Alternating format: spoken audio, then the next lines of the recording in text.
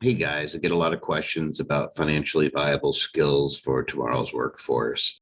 A lot of things from young folks that are saying, hey, what should I be focusing in on? I think the number one area that you're going to see, and I think that it's been polled as being the number one area, is going to be things like artificial intelligence. Obviously, there's a lot of play going on there. But if I wanted to step back and do the 10,000 foot view and say, what should I be focusing on? I would say, it's emotional intelligence, being able to understand and read people. There's always going to be a place in the world for being able to communicate, especially if you're able to communicate complex ideas and make them simple and communicate them to other parties. There's always going to be a place for you. Obviously, it's science and math, those types of things in this workplace are always going to be very valuable. But again, if I want to go back up to a 10,000 foot view, it's going to have financial skills and the ability to have something called self-control. Things that you're seeing a lot of it go away from right now in society. And we can see it because you can actually quantify it. So student debt, for example, is going through the roof. The cost of education has gone up high. So obviously those go hand in hand.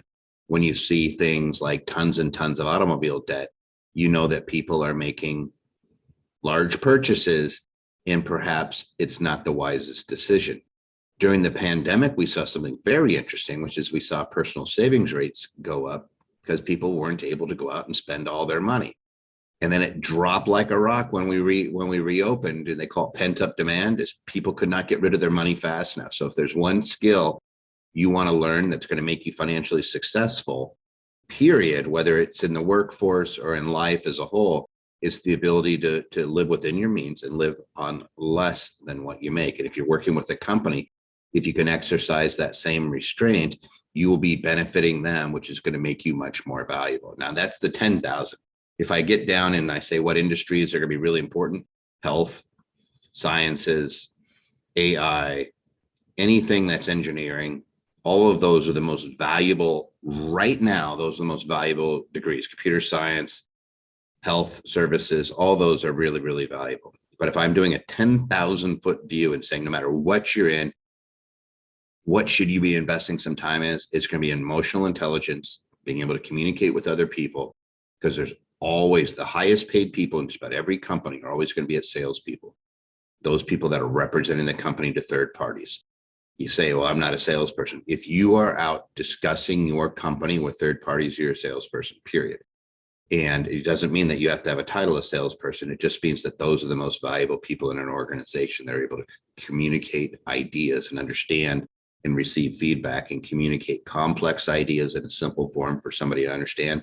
That's always going to be valuable. And then self-restraint and being able to understand and budget. Those things are going to be critical going forward, because there's so many companies that implode because they don't have that basic skill. So if you have that skill and you're able to pass it into an employer, extremely valuable.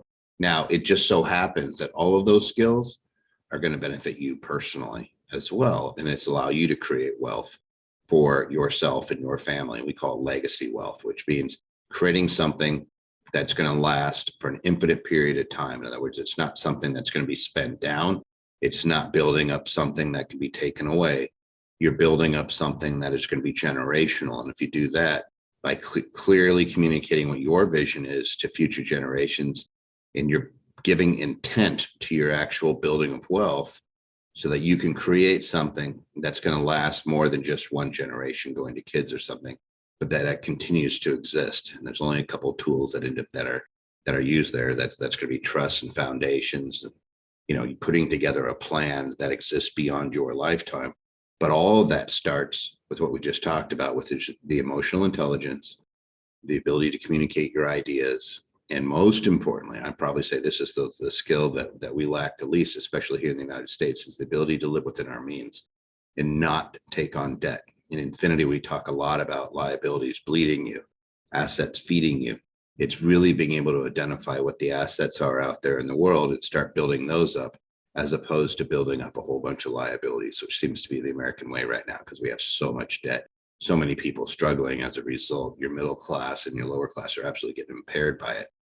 Poor kids right now, they can't even qualify for homes. So we have first time in my lifetime, but first time period, where we've had more than 52% of kids under 30 living with their parents, most educated generation ever, with the most, and we've just saddled them with just ridiculous amounts of debt so that they're not even able to go out and live independently. That tells me that we have a major issue. So if you want to do something that's going to be valuable to other folks, learn to take care of yourself and address that thing head on. Hope that helps, gives you some ideas. Good luck.